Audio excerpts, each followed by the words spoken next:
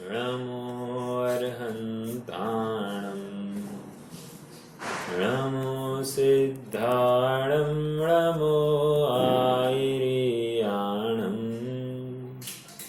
नमो वज्रायाणं नमो लोये सवसाहूणं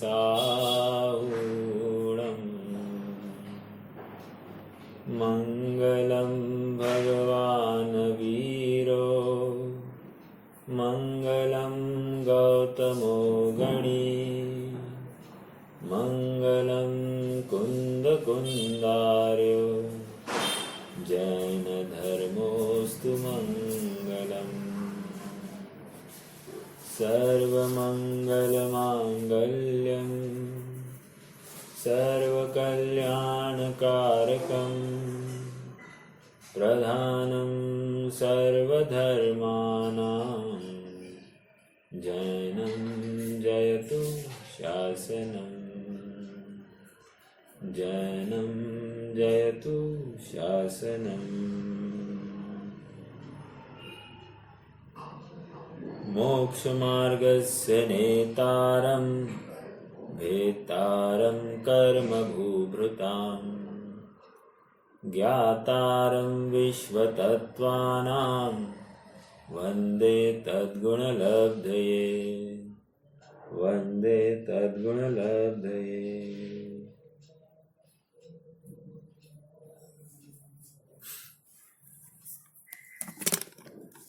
अनादिकाल से मेरे अस्तित्व के ऊपर ही भ्रमणा करता हुआ मैं अनंत संसार को प्राप्त हुआ हूँ। अब स्वर्णिम अवसर सामने दस्तक दे रहा है और मुझे अपना काम करना योग्य ही है। मेरे सुखी होने की चर्चा यहाँ पर तत्वार सूत्र नामक ग्रंथ के माध्यम से की जा रही है, जिसमें सर्वप्रथम मोक्ष मार्ग बताया, सम्यक दर्शन ज्ञान चारित्राणी मोक्ष मार्ग, और उसके पश्चात उस मोक्ष मार्ग का निरूपण, उसका भेद करके समझा रहे हैं कि सम्यक दर्शन किसको कहते हैं, सम्यक ज्ञान किसको कहते हैं। तत्वार श्रद्धानम सम्यक दर्शनम कहकर वहाँ पर हमको निज वस्तु का ग्रहण करने की प्रेरणा वहाँ पर दी, अहम करने की प्रेरणा वहाँ पर करी है। और अब ज्ञान के माध्यम से प्रमाण ज्ञानों की चर्चा कर रहे हैं और मति, श्रुत, अवधि और मनपर्य ज्ञान, इनके स्वरूप की हमने चर्चा की है। मतलब मति ज्ञान की चर्चा हो गई, श्रुत ज्ञान की चर्चा हो गई, अवधि ज्ञान के स्वरूप की चर्चा हो गई, मनपर्य ज्ञान के स्वरूप की चर्चा हमारी चल रही है। हमने देखा कि मनपर्य ज्ञान दो प्रकार का है, रुजु विपुलमति मनपर्यस्य, ऐसा कहकर मनपर्य ज्ञान दो प्रकार का है, रुजुमति मनपर्य ज्ञान और विपुलमति मनपर्य ज्ञान। रुजुमति मनपर्य ज्ञान ये सरल पदार्थ को जानने की सामर्थ्य रखता है, और विपुलमति मनपर्य ज्ञान अर्थात ये कुटिल वक्र पदार्थ को जानने की सामर्थ्य रखता है। कुटिल का अर्थ यहाँ मायाचार से युक्त बात नहीं है। कुटिल का अर्थ चिंतित, अचिंतित, अर्धचिंतित विषय को जानने की सामर्थ्य रखता है।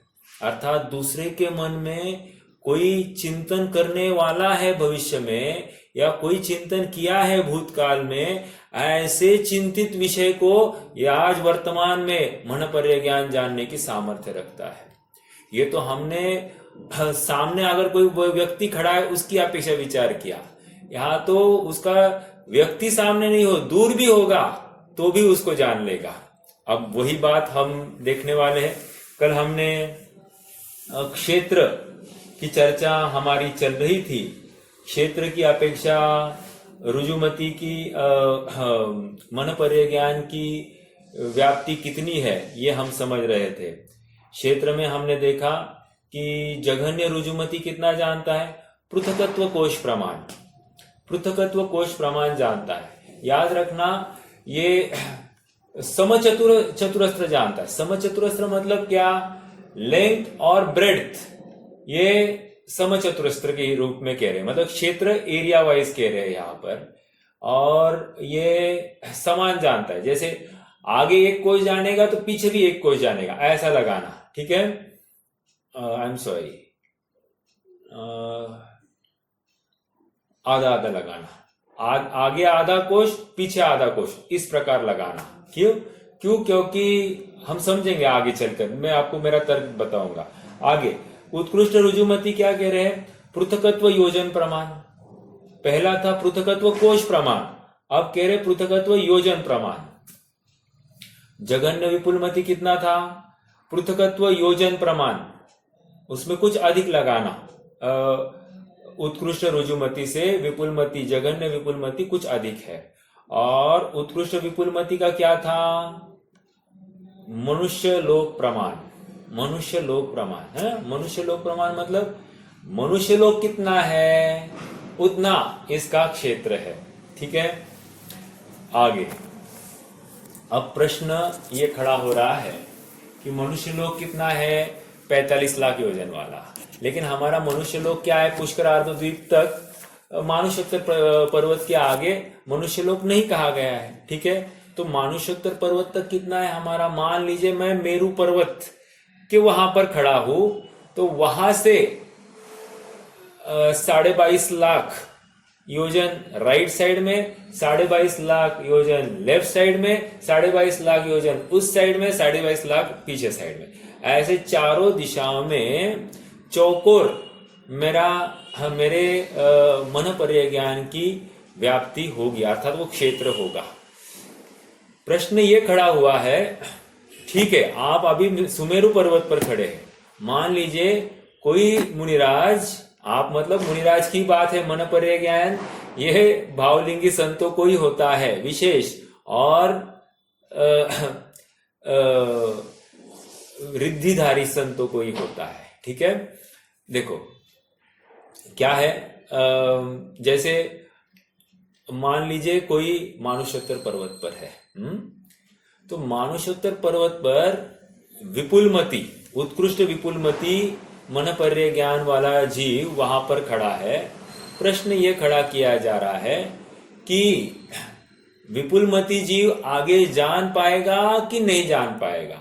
ये समझ में आ रहा है क्या? आप इमेजिन कीजिए कि मान लीजिए अपना घर है, घर एक चौरस आकार का है और घर के बाहर कंपाउंड है अपना। कंपाउंड मतलब हमारा मानुषोत्तर पर्वत। तो इस पर्वत पर मैं खड़ा हूं, तो अब मैं उसके आगे की मन परिज्ञान के माध्यम से जान पाऊंगा कि नहीं जान पाऊंगा, प्रश्न ये खड़ा हो रहा है। तत्वार सूत्र जी की टीकाओं में सर्व जगह पर आचार्य ने यह लिखा है कि आगे नहीं जान पाएगा, ये मात्र मनुष्य लोक में ही जान पाएगा, ऐसा तत्वार सूत्र की टीकाओं में लिखा गया है। लेकिन वीरसेन स्वामी का कहना अलग है। धवलाकार जो है वीरसेन स्वामी, उनका कहना अलग है। वो कह रहे, देखो उनका मैं मेरे पास में प्रश्नोत्तरी है, एक मिनट में प्रश्नोत्तरी से ही पढ़ के दिखाओ, आपको बहुत अच्छा लगेगा। हाँ,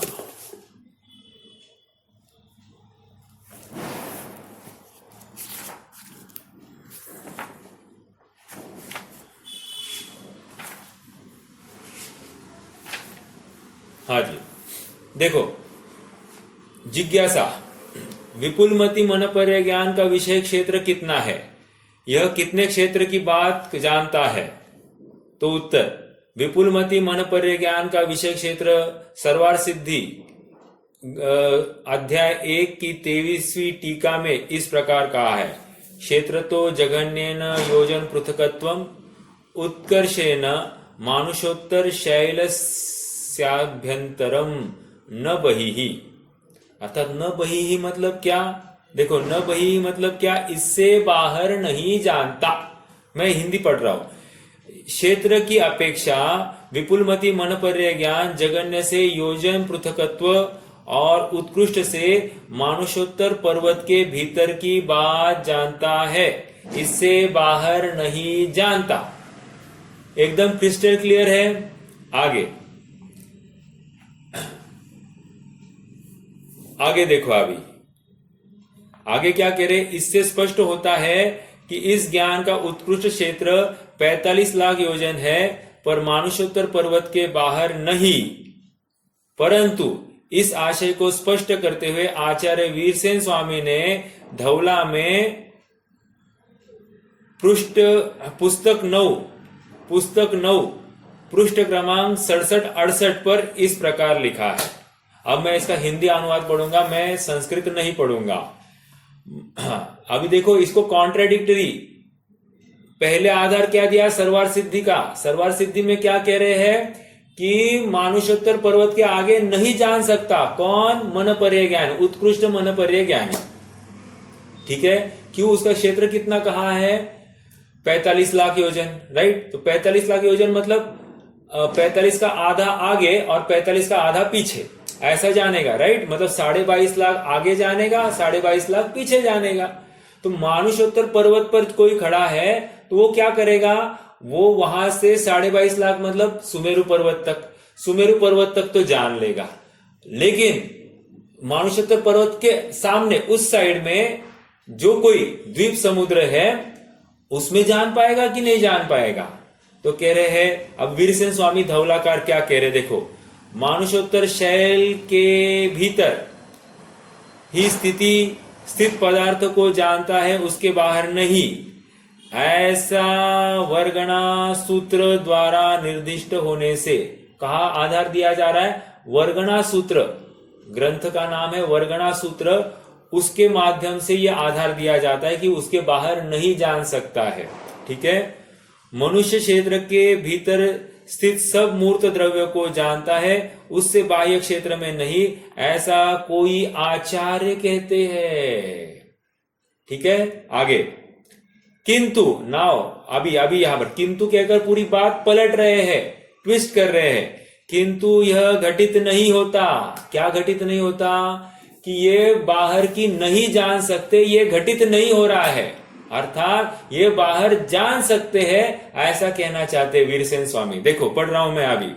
किंतु यह घटित नहीं होता, क्योंकि ऐसा स्वीकार करने पर मानुषोत्तर पर्वत के समीप में स्थित होकर बाह्य दिशा में उपयोग करने के ज्ञान की उत्पत्ति न हो सकने का प्रसंग होगा। अर्थात ज्ञान ही उधर प्रकट ही नहीं हो रहा है, ऐसा इसका मतलब। ज्ञान का काम क्या है?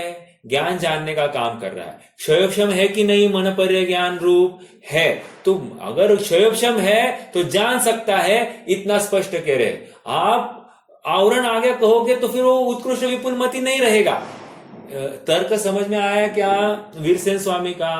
कह रहे हैं, अगर आप ये कहोगे कि आगे नहीं जान पाएगा, तो ज्ञानावरण कर्म का वहां पर उदय आया है, तो क्षयोक्षम पूर्ण नहीं है, अर्थात उत्कृष्ट विपुलमति नहीं कह सकते आप उसको। आगे नहीं जानता है तो फिर वो विपुलमति, उत्कृष्ट विपुलमति नहीं हो सकता। इस न्याय से ये विपुलमति होगा तो इसका ज्ञान प्रकट होना ही चाहिए। आगे, यह प्रसंग आवे तो आने दो, यह कहना भी ठीक नहीं, क्योंकि उसके उत्पन्न हो सकने का कोई कारण नहीं है।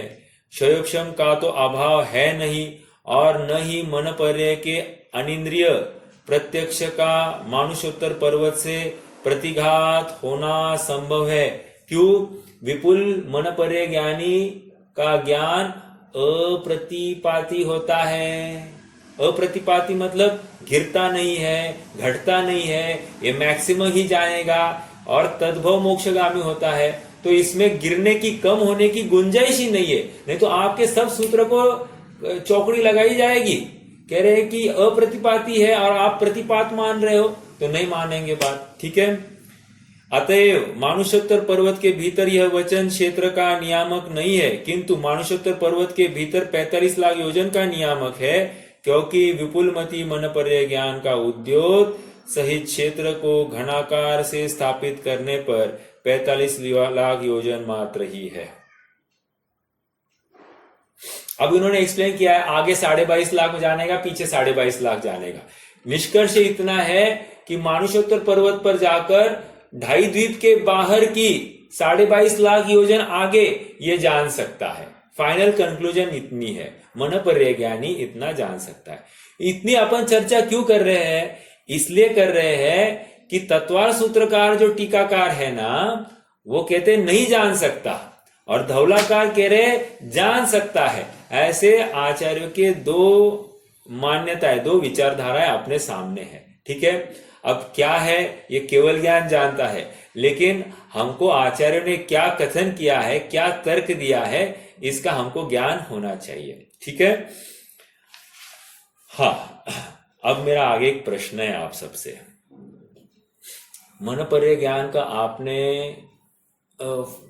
एरिया वाइज बताया, ये एरिया वाइज बताया, ऊपर नीचे का क्या है? मनपर्य ज्ञान ऊपर नीचे का जान सकता है क्या? पहला प्रश्न तो ये है, ऊपर नीचे का जान सकता है क्या? जान सकता है तो कितना? नहीं जान सकता है तो क्यों नहीं जान सकता?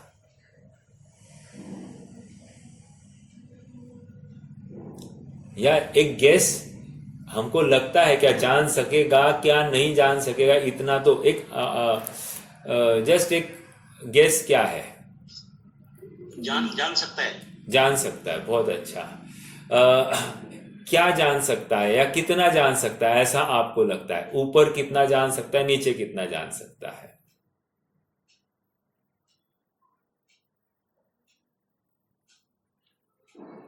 जैसे अभी अपन ने उत्कृष्ट विपुलमति का बात करी कि ये 22.5 लाख आगे 22.5 लाख पीछे, मतलब कितना हो गया? 45 लाख योजन इसका उत्कृष्ट क्षेत्र हो गया। अब ऊपर नीचे का क्या कर सकता है, ये प्रश्न है। ऊपर के स्वर्ग तक जानेगा और नीचे नरक तक, नीचे का नरक सातवें नरक तक जानेगा। अच्छा, ओके, ठीक है। और किसी को कुछ कहना है? देखो, मनपर्य ज्ञान की चर्चा है। हाँ, और हमने अभी एक विपुलमति मनपर्य ज्ञान का क्षेत्र हमने देखा है। मनुष्य लोक प्रमाण, आप शब्दों को पकड़िए, मनुष्य लोक प्रमाण।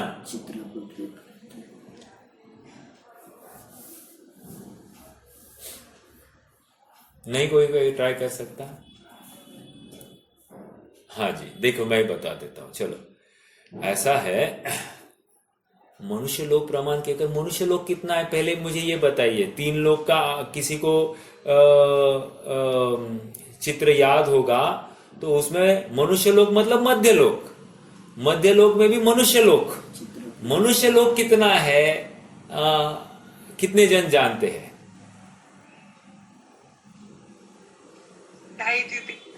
2.5 द्वीप। ये तो आपने पेरीफेरी बता दी, मतलब बाउंड्री बता दी, स्क्वायर मतलब क्षेत्र टाइप बताई। मैं ऊर्ध्व और नीचे की अपेक्षा पूछ रहा हूं,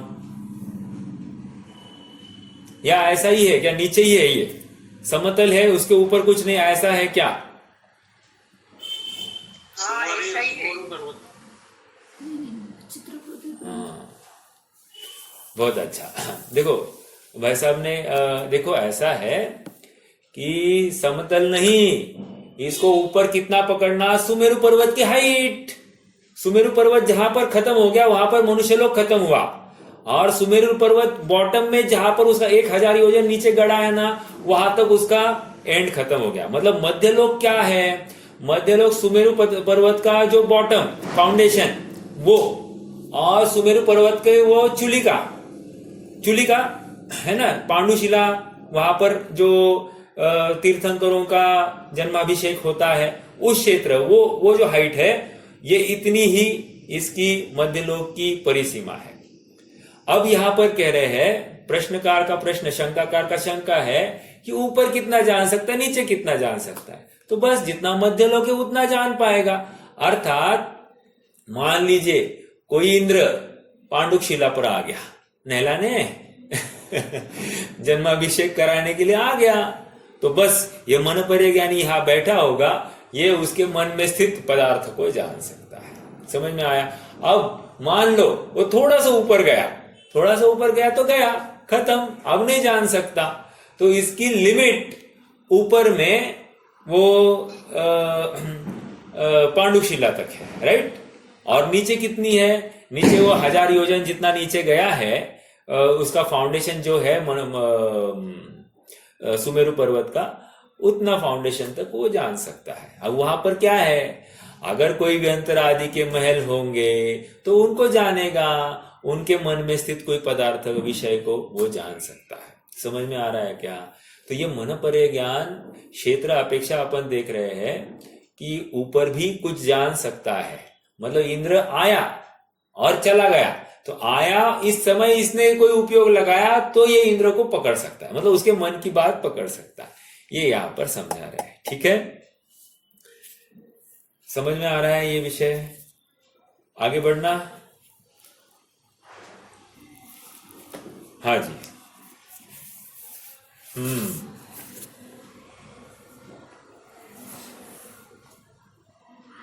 हाँ, मतलब मोटा मोटा आप यूं पकड़ लीजिए, मन परे ज्ञान हाइट में 1,00,000 योजन जान सकता है, मोटा मोटा। मतलब स्थूल अभी विशेष वो जो हाइट होगी शिला की, पांडुक शिला की, वो सब आप वो समझ लेंगे। एक मोटा मोटा एक रफ आंसर देने के लिए 1,00,000 योजन जान सकता है। आगे बढ़ना है। देखो, अब काल अपेक्षा विचार करते हैं। द्रव्य अपेक्षा बात हो गई, क्षेत्र अपेक्षा बात हो गई, अब काल अपेक्षा चर्चा करेंगे। काल अपेक्षा कह रहे हैं जघन्य रुजुमती कितने काल तक की जानेगा, कितने काल इन टर्म्स ऑफ भव, यहां पर भव के रूप में कहेंगे कि सामने वाला कोई जीव है तो उसके कितने भव जान सकता है। तो कह रहे जघन्य रुजुमती के 2 से 3 भव का जान सकता है। मतलब क्या, इन शॉर्ट 2-3 भव यहां वहां जान सकता है। आगे का मान लो 2 भव, पीछे का 2 भव, ऐसा लेना है तो 2-3 भव में जान सकता है। या फिर 1 भव आगे 1 भव पीछे, ऐसा लगाइए तो 2 भव का 2 से 3 भव ऐसे यहां पर बैठ रहा है, ठीक है। उत्कृष्ट रुजुमती कितना है? 7 से 8 भव को जानते हैं, ठीक है। रुजुमती मतलब क्या? सरल पदार्थ को जानेगा। हमने देखा था रुजुमती क्या द्रव्य को जानता है, तो कह रहे औदारिक शरीर से निर्जरित वर्गणा जो है उनको जानता है। और विपुलमती क्या जानता है? वो मनोवर्गणा या फिर कार्मान वर्गणाओं के स्कंधों को जान सकता है, ठीक है। आगे बढ़ते हैं। अब जघन्य विपुलमती 8 से 9 भवों को जान सकता है। मतलब किसी का 8 से 9 भवों को जान सकता है। मतलब क्या, क्षेत्र में कोई पर्सन आइडेंटिफाई करना या कोई जीव आइडेंटिफाई करेगा और उस जीव के 8 से 9 भवों को जान सकेगा, ठीक है। हाँ, और सुनिए, मान लो वो जीव संगीन नहीं होगा तो जानेगा कि नहीं जानेगा?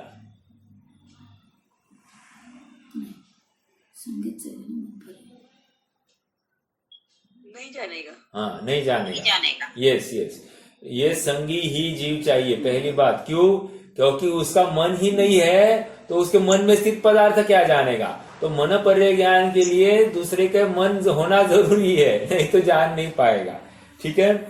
और उत्कृष्ट विपुलमती का कितना काल का जान सकता है? तो कह रहे असंख्यात भव जान सकता है।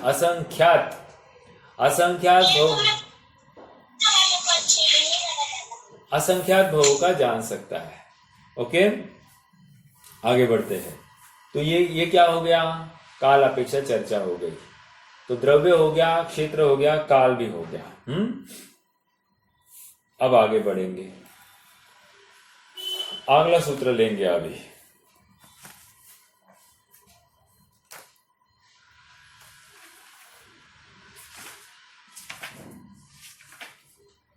हाँ जी, सूत्र क्रमांक 24। 23वां सूत्र क्या था? रुजु विपुलमती मन पर्ययः, ओके। अब 24वां सूत्र, विशुद्ध प्रतिपाताभ्याम तद विशेषः। फिर से पढ़ना, विशुद्ध्य प्रतिपाताभ्याम तद विशेषः। संधि करेंगे, विशुद्धि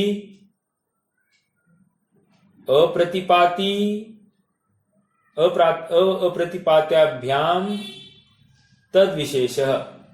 ठीक है, मतलब क्या, यह जो रुजुमती और विपुलमती का के स्वरूप में जो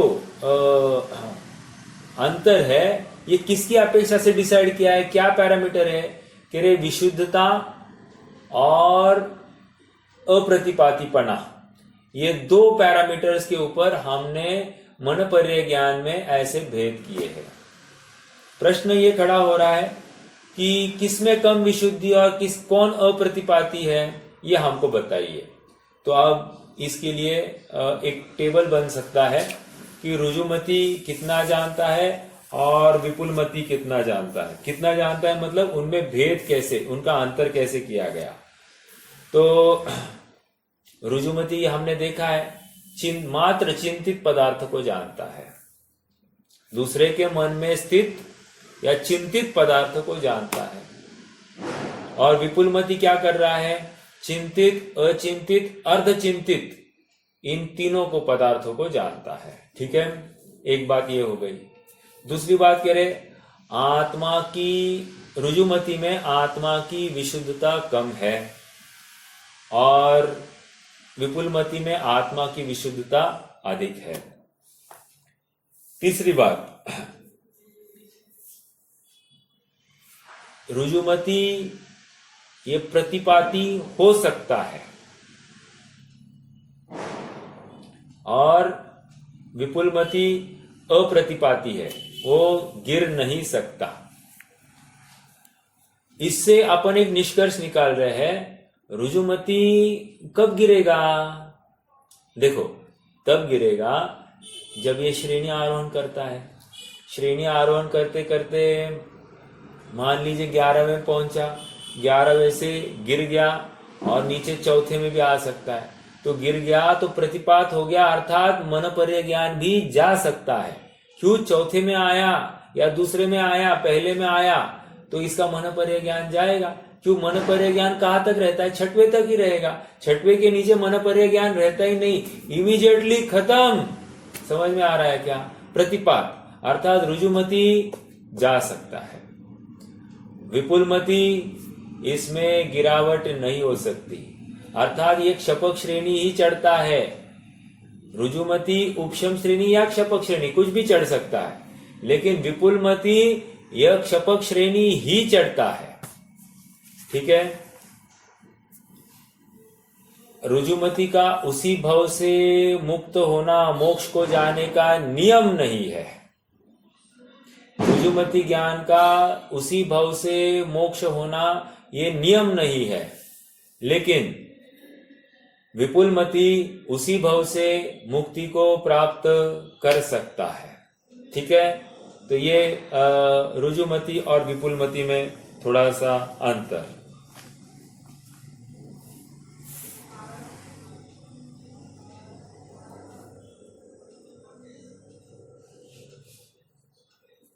हाँ, अब यहां पर एक प्रश्न है मेरा, विशुद्धि का अर्थ क्या लेना? विशुद्धि का अर्थ क्या? अभी ये सूत्र पढ़ा ना, विशुद्धि अप्रतिपाताभ्याम तद विशेष। तो विशुद्धि का अर्थ क्या? बोलिए। विशुद्धि मतलब शुद्धता की वृद्धि। अच्छा, ये मोक्षमय प्रकाशक का ले रहे हैं क्या आप? नहीं, ऐसा नहीं लेंगे। देखो, ये है हाँ, बोलना है आपको। स्वरूप में कितनी स्थिरता है ऐसा? स्वरूप में स्थिरता, हाँ, अपेक्षाकृत तो वो है ही, लेकिन यहाँ पर विशुद्धि का अर्थ क्षयोक्षम, क्षयोक्षम की हीनाधिकता, इसको विशुद्धता कह रहे हैं। वेरी नेचुरली वो स्वरूप की स्थिरता अस्थिरता से इंटर रिलेटेड है, लेकिन यहाँ पर उसका क्षयोक्षम की बात चलती है। तो जितना क्षयोक्षम अच्छा वो विशुद्ध, और जितना क्षयोक्षम कम वो अविशुद्ध अर्थात प्रतिपाती भी हो सकता है। ठीक है, तो विशुद्ध का अर्थ यहाँ पर क्षयोक्षम को देखना है। ठीक है, अर्थात मन पर्य ज्ञानावरण का क्षयोक्षम की विशेषता, मन पर्य ज्ञानावरण कर्म के क्षयोक्षम की विशेषता में यह मन पर्य ज्ञान प्रकट होता है। ठीक है, हाँ जी, आगे बढ़ेंगे।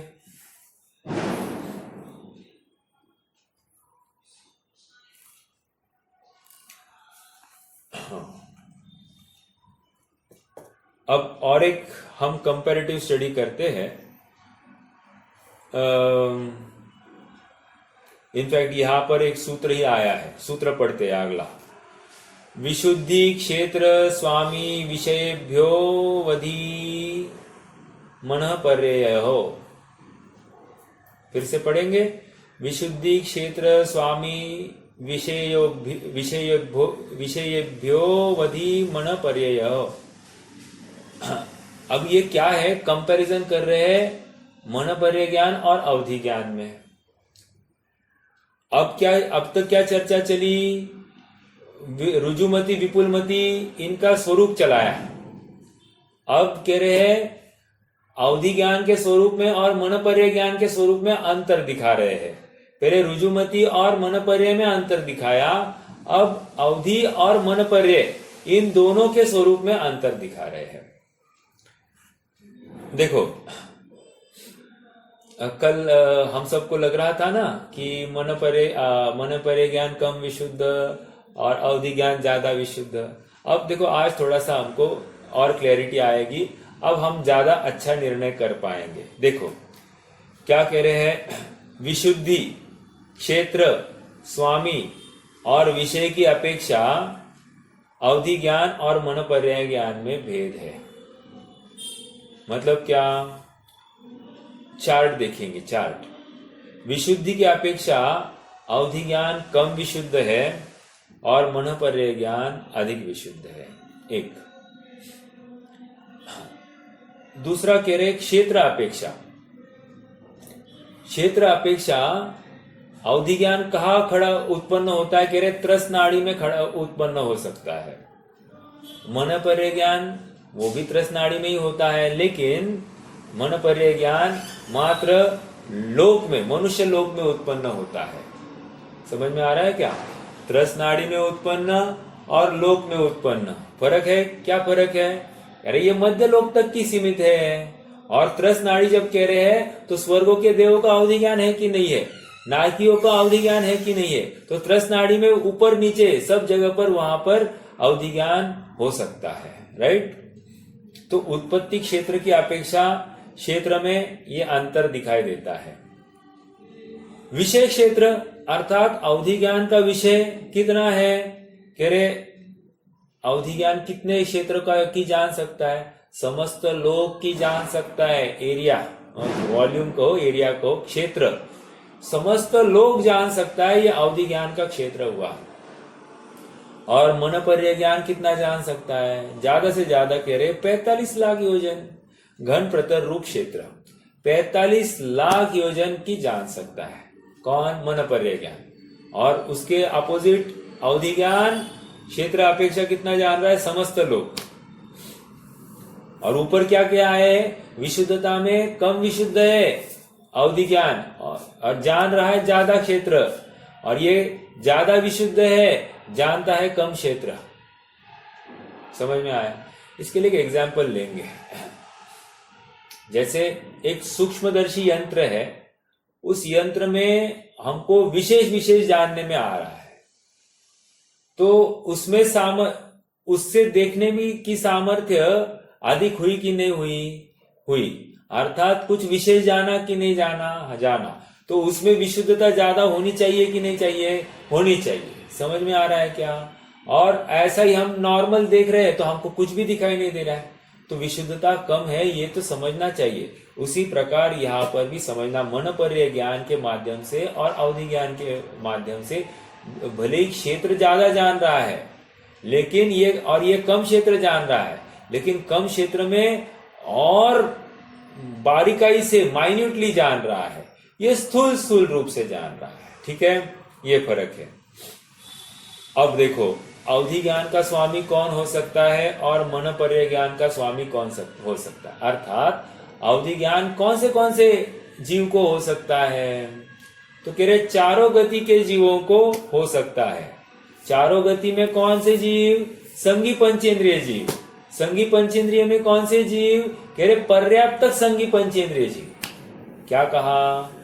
पर्याप्तक संगी पंचेंद्रिय जो जीव है चारों गति में, अर्थात देव, मनुष्य, तिर्यंच, नारकी, ये सभी संगी पंचेंद्रिय पर्याप्तक, ऐसे जीवों को ही क्या हो सकता है? अवधि ज्ञान हो सकता है। देखो, एक शब्द आया है संगी पंचेंद्रिय पर्याप्तक, मतलब क्या? अपर्याप्तक को अवधि ज्ञान नहीं होता। हमने चर्चा की थी कि नहीं? देवों में अवधि ज्ञान कब प्रकट होता है? पर्याप्ति पूरी होने के बाद में होता है। या आगे देखो, यहां पर पर्याप्तक जीवों को ही होगा, अपर्याप्तक को नहीं होगा। आगे ये स्वामी, अवधि ज्ञान का स्वामी हमने देख लिया, चारों गति के जीव हो सकते हैं। मनपर्य ज्ञान के स्वामी कौन हो सकता है? कोई बताएगा? भावलिंगी मुनिराज। हाँ, मतलब मनुष्य ही होगा। एक ही गति के जीव हो सकते, देव नहीं हो सकते, नारकी नहीं हो सकते, तिर्यंच नहीं हो सकते। एक बात ये हो गई। क्यों? छठवां सातवां गुणस्थान ही नहीं होता है तो क्या होंगे? राइट, तो मनुष्यों का ही तो छठवां सातवां हो सकता है। इस न्याय से मनुष्यों का ही होगा। एक दूसरी बात, कर्म भूमिज मनुष्य ही होना चाहिए। क्यों? भोग भूमिज मनुष्य तो क्यों नहीं होगा? कर्मभूमि के ही मुझे दीक्षा लेंगे, भूमि में थोड़ी ना दीक्षा लेंगे। हाँ, संयम कौन धारण करता है? भोग मनुष्य, कर्म भूमि का मनुष्य, भोग भूमि का मनुष्य ये नहीं धारण कर सकता। एक आगे क्या है? वर्धमान चारित्र सहित होना चाहिए। वर्धमान चारित्र मतलब चारित्र में और विशेषता आती जानी चाहिए। ओके, विशेषता मतलब दृढ़ता, सामर्थ्य और कठोर तपश्चरण करने की सामर्थ्य। ठीक है। और एक बात इंपॉर्टेंट, जिसके 7 रिद्धियों में से कम एक रिद्धि प्रकट हुई है उसको ही मनपर्य ज्ञान की रिद्धि होती है। ओके, 7 रिद्धियां कोई है, उसमें से एक रिद्धि होनी चाहिए तो ही मनपर्य ज्ञान होता है। समझ में आ रहा है? तो ये स्वामी की बात आ गई। स्वामी में अब हमको दिखाई दे रहा है, हाँ इंपॉर्टेंट बात। हाँ, अभी चारों गति के जीवों को अवधि ज्ञान हो सकता है, लेकिन एक मनुष्य गति के जीवों को ही अवधि ज्ञान हो सकता है। तो इसमें हमको विशेषता दिखाई दे रही क्या? प्रोबेबिलिटी कितनी है मनपर्य ज्ञान की? जब मनपर्य, जिस चीज की प्रोबेबिलिटी कम होती है वो चीज ज्यादा अच्छी होती है। ज्यादा अच्छी मतलब उसके लिए विशुद्धता अधिक लगती है। मनपर्य ज्ञान में मात्र मनुष्य गति के जीवों को हो रहा है। मनुष्य गति में भी किसको? कर्म भूमि का गर्भज मनुष्य। और कर्म भूमि के गर्भज मनुष्य में सभी गर्भज मनुष्य को नहीं, संयमी में भी जिसको रिद्धियां प्राप्त हुई है। संयमी तो बहुत सारे होते हैं, लेकिन उसमें जिसे रिद्धियां प्राप्त हुई है उनको, मतलब आप उत्तरोत्तर दुर्लभता दिखाई दे रही क्या मनपर्य ज्ञानी की? ऐसी दुर्लभता है क्या अवधि ज्ञानी में? नहीं, विपुल मात्रा में वहां पर उपलब्ध है। चाहे जिसको अवधि ज्ञान बांटा जाता है। समझ में आया? लेकिन मनपर्य ज्ञान चाहे उसको बांटा नहीं जाता है। मेरा एक प्रश्न है, ऐसा क्यों होगा? अवधि ज्ञान कम जनों को बांटा जाता है और मनपर्य ज्ञान मनपर्य ज्ञान कम जनों को होता है और अवधि ज्ञान ज्यादा जनों को क्यों होता होगा? कारण क्या होगा? विशुद्धता नहीं, एक जनरल, एक ऐसा ही एक ब्लंट क्वेश्चन है।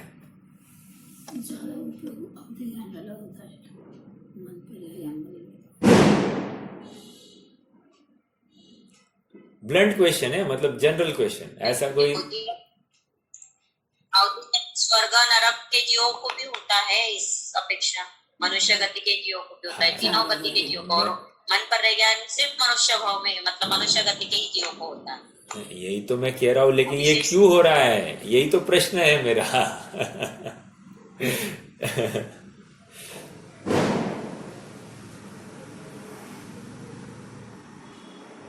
देखो मैं बताता हूं,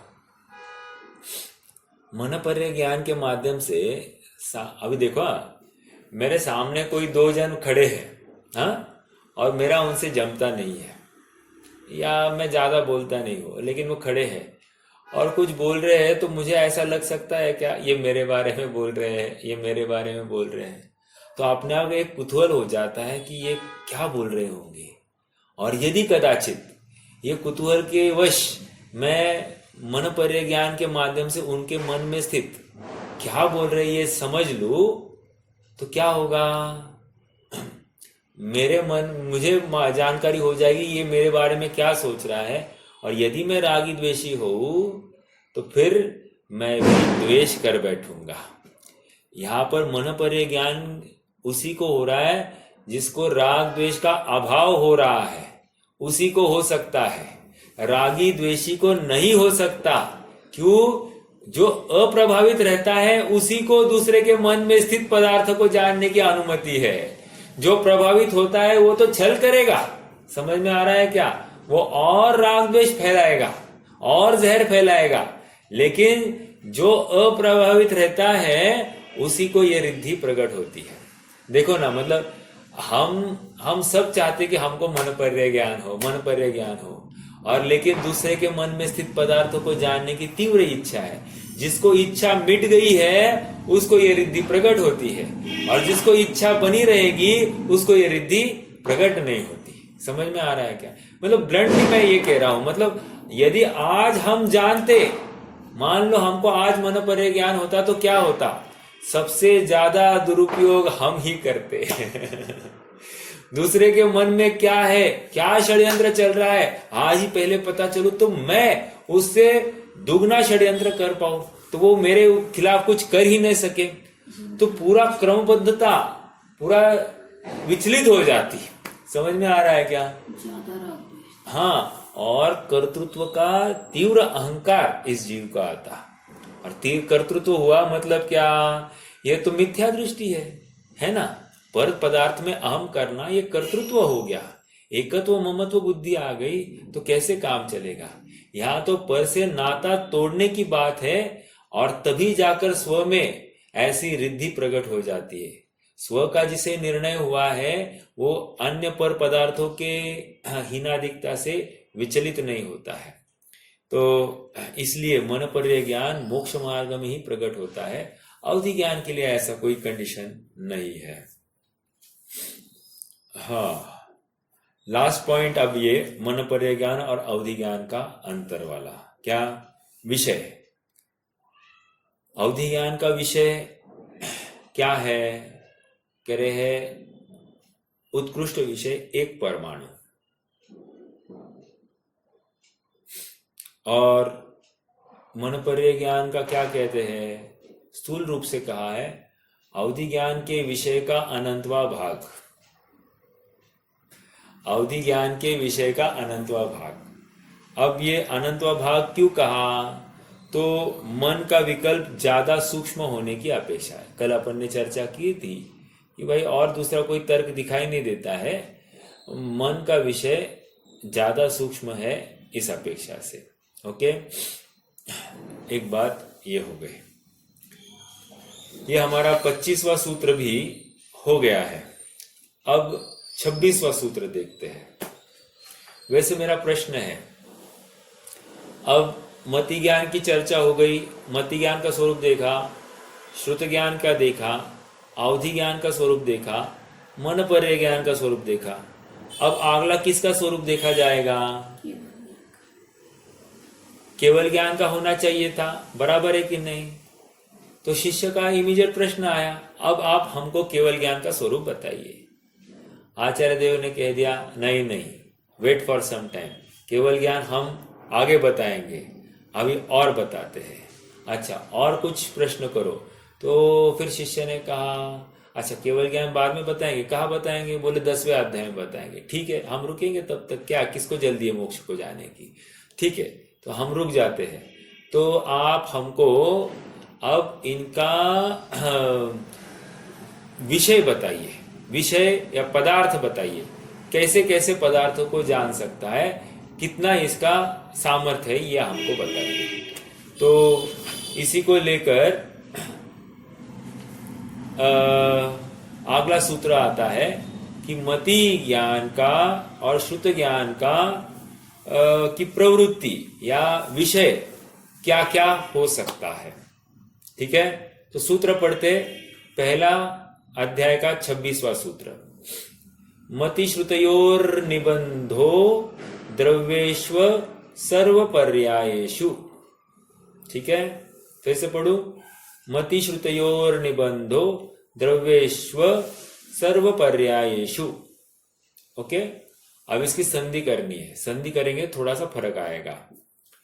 मति श्रुत श्रुतयोः निबंधो द्रव्येषु, द्रव्येषु शु निकाला तो अ बाहर आएगा, असर्व पर्यायेषु, असर्व पर्यायेषु मतलब क्या? मति श्रुत ज्ञान का जो विषय है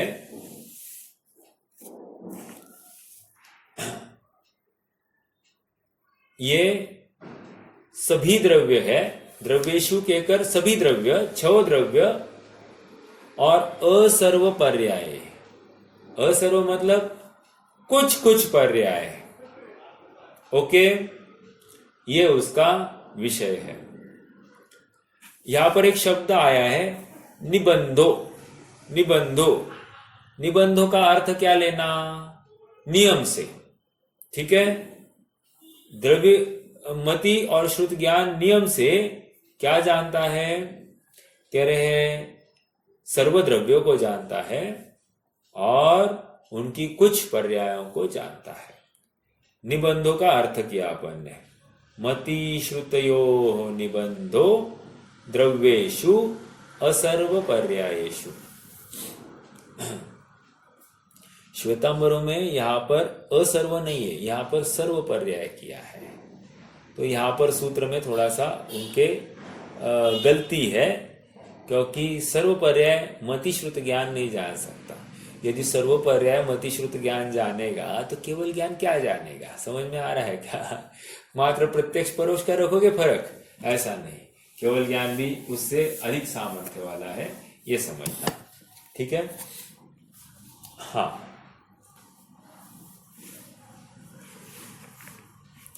प्रश्न फिर से खड़ा हो रहा है। क्या प्रश्न खड़ा हो रहा है? कि आपने कहा कि मति श्रुत ज्ञान का विषय 6 द्रव्य है। उसने पूछा ऐसे कैसे? धर्म द्रव्य कैसे इसका विषय बनेगा? धर्म द्रव्य तो अरूपी है और मति श्रुत ज्ञान ये तो रूपी पदार्थ को जानता है। क्यों? इंद्रिय के माध्यम से जानता है। तो फिर ये धर्म द्रव्य को कैसे जान सकता? क्योंकि वो अरूपी पदार्थ है। रूपी पदार्थ को जानने के लिए रूपी इंद्रिया, अरूपी पदार्थ को जानने के लिए कैसे जान सकता है? क्योंकि रूपी पदार्थ के माध्यम से अरूपी पदार्थ नहीं जाना जा सकता। ऐसा शिष्य का तर्क है। तो उसका समाधान वैसे कोई बता सकता है क्या कि मति श्रुत ज्ञान अरूपी पदार्थ को कैसे जानता होगा?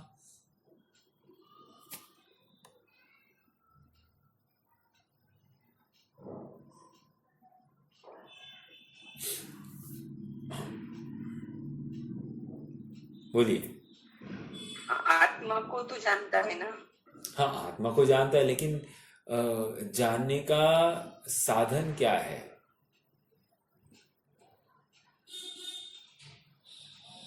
मतिशुद्ध प्रमाण,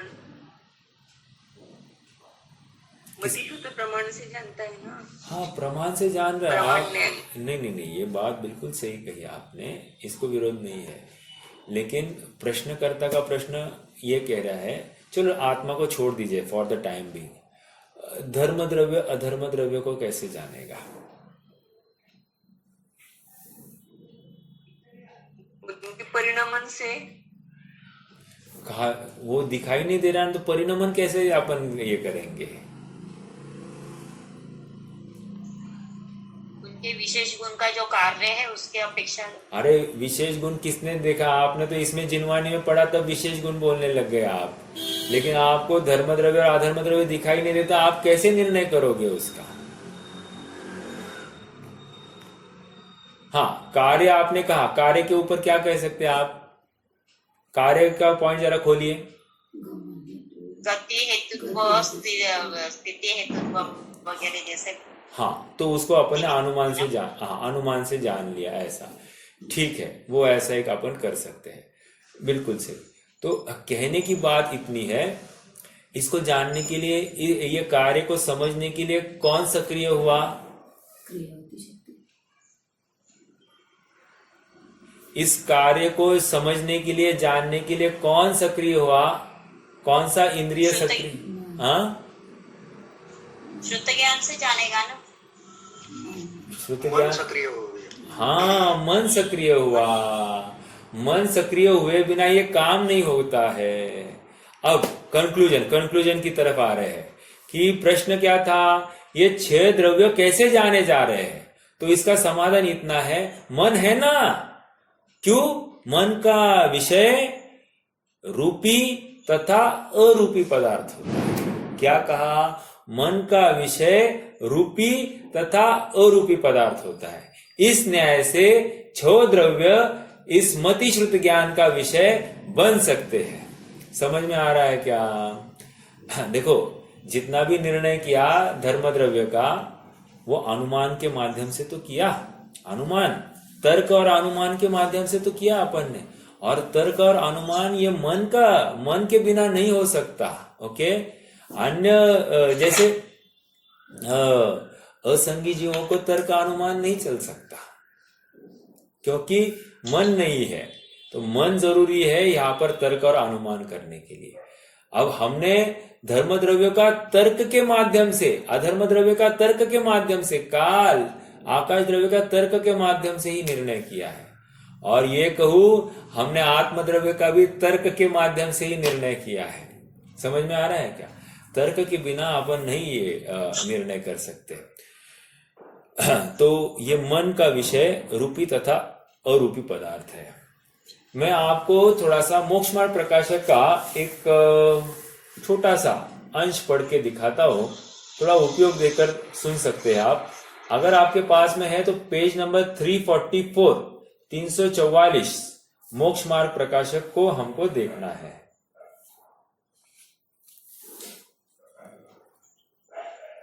संकेत क्या देख रहा? संकेत देखो, तथा तुमने लिखा कि आत्मा अतीन्द्रिय है, इसलिए अतीन्द्रिय द्वारा ही ग्रहण किया जाता है। क्या?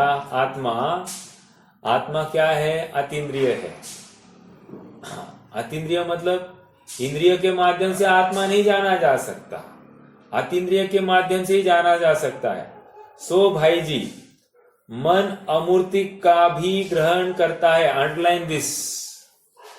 मन, अपना प्रश्न का उत्तर है ये, मन अमूर्ति का भी ग्रहण कर सकता है, करता है, क्योंकि मति श्रुत ज्ञान का विषय सर्वद्रव्य कहे हैं।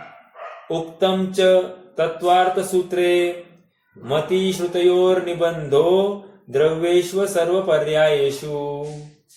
समझ में आया? ये इतनी बात मुझे पढ़नी थी। इसके ऊपर का भी एक पैराग्राफ पढ़ सकते। देखो, इस प्रकार मन बिना जुदे ही परिणाम स्वरूप में प्रवर्तित नहीं हुए, इसलिए स्वानुभव को मन जनित भी कहा जाता है। स्वानुभव को मन जनित भी कहा। मन जनित मतलब क्या? अतः अतीन्द्रिय कहने में और मन जनित कहने में कुछ विरोध नहीं है, विवक्षा भेद है। आत्मानुभव को मन जनित क्यों कहते हैं?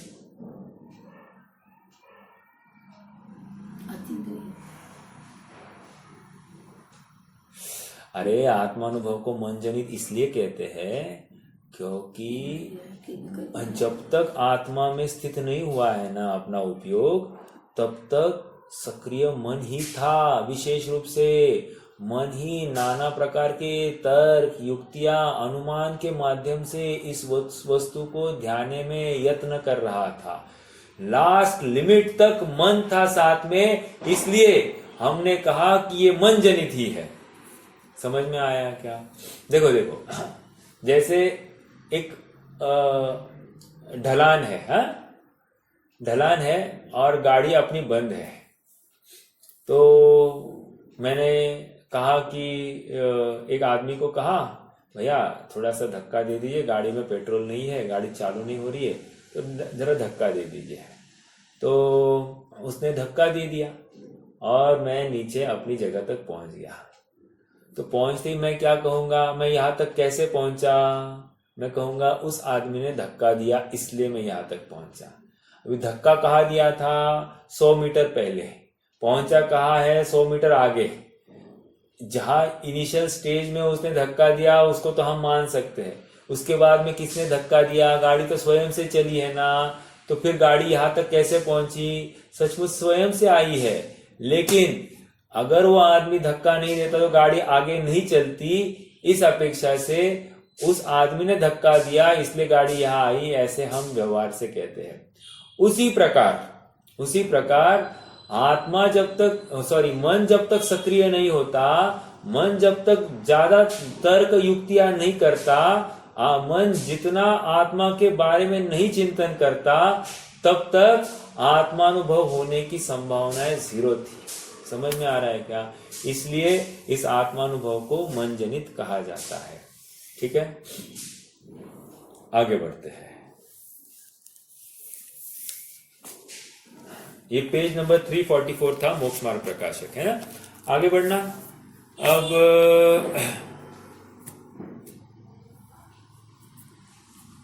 कितना टाइम हो गया है? समय तो हो गया है।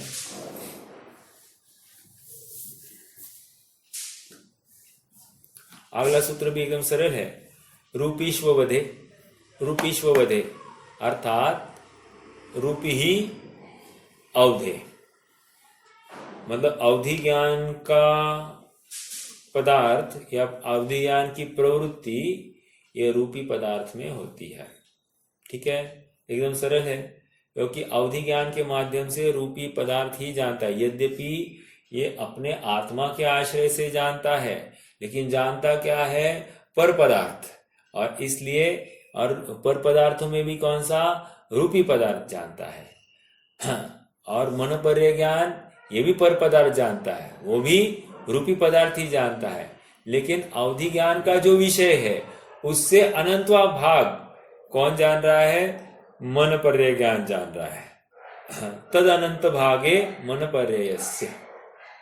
ठीक है, 28वां सूत्र भी हमने देख लिया, 27वां और 28वां देख लिया है। अपन और थोड़ी सी चर्चा अपन कल करेंगे और फिर आगे बढ़ेंगे।